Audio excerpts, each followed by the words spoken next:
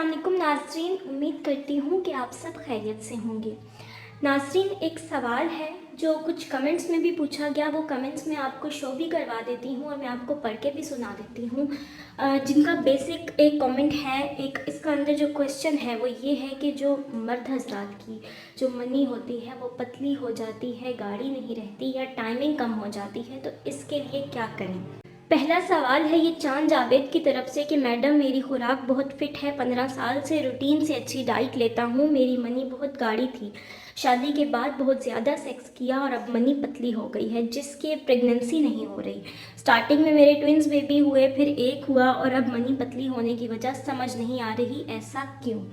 ठीक है। और दूसरा क्वेश्चन है हमारे पास यूज़र ZJ1 की तरफ से है कि 1-2 बार अंदर बाहर करने से पानी निकल जाता है और ज़्यादा कम करने के लिए कौन सा नुस्खा आजमाएं। ये जो हमारा उसमें ख़ास है, 1 बार 2 बार अंदर बाहर करने की वजह से पानी निकल जाता है, 10 15 12 अंदर बाहर करने के बाद पानी निकले, उसके लिए कौन सा नुस्खा आजमाएं। अब सच्ची बातों की ज़रूरत थी, थोड़ा हमें बोल सकते हैं। ठीक है नाज़रीन, तो ये सवालात हैं जो मैंने आपको शो करवा दिए लोगों के, और इसी तरीके के और भी बहुत से होते हैं। तो मैं ये ज़रूरी समझती हूँ कि इस बात का जवाब मैं आपको वीडियो के थ्रू दूँ ताकि और भी जितने लोगों के माइंड में ये सवाल है उनको इसका जवाब मिल जाए। सबसे पहले तो इन दोनों को भी और इसके अलावा तमाम लोगों को मैं ये कहना चाहूँगी कि आपको ये जानने की ज़रूरत है कि जो आपकी टाइमिंग है वो कम क्यों होती है और मनी पतला होने की वजूहात क्या होती हैं, ताकि आप उनके ऊपर गौर कर सकें और उनको कम कर सकें।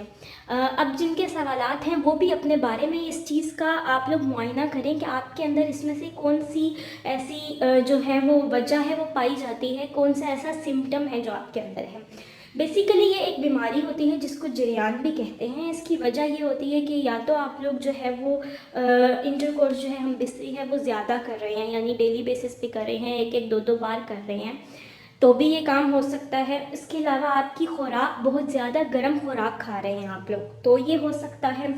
आपके मसाने की गर्मी है तो भी आपके साथ ये मसला आ सकता है। और उसके अलावा आपकी खुराक अच्छी नहीं है तो भी ये आ सकता है। अच्छी खुराक मतलब एक हेल्दी डाइट नहीं है, यानी आप लोग सिर्फ जंक फूड खा रहे हैं और ऐसी चीज़ें खा रहे हैं जिसका आपकी बॉडी को किसी किस्म का कोई न्यूट्रिशन नहीं मिल रहा, कोई प्रोटीन नहीं मिल रहा। ठीक है, तो ये जो बेसिकली रीज़न्स होते हैं ना, ये हो सकते हैं। और इसके अलावा कुछ रीज़न ये भी हैं कि अगर किसी इंसान को कोई यूरिन इशू हो, किसी किस्म की कोई भी आपका ऐसा इशू चल रहा हो, पेशाब की वजह से जो मसले होते हैं वो हो, या इसके अलावा किसी किस्म का कोई आपको दर्द हो, मर्द हज़रात को जैसे टेस्टिकल्स में दर्द हो सकता है वो हो, या फिर इसके अलावा किसी किस्म का कोई प्रोस्टेट इशू हो, उसकी वजह से भी आपके साथ ये मसला आ सकता है। अब हम आ जाते हैं इसका इलाज क्या है। इसका इलाज इतना ज़्यादा मुश्किल नहीं है लेकिन करना ज़रूरी है। सबसे पहले तो आप अपनी डाइट अच्छी करें, अपनी खुराक को बहुत अच्छा बनाएं, हेल्दी डाइट्स लें, हेल्दी फूड लें, ठंडी चीज़ों का इस्तेमाल ज़्यादा करें। अगर सर्दियों का मौसम है तो फिर थोड़ा सा कम करें, लेकिन गर्मियों का मौसम हो तो ज़्यादा करें। सर्दियों के मौसम में उस हद तक करें जिस हद तक आप उसको सह सकते हैं। इसके बाद आप हफ्ते के अंदर 2 से 3 बार इंटरकोर्स करें, उससे ज़्यादा ना करें, ताकि आपकी ये बीमारी जो है इसको कम किया जा सके।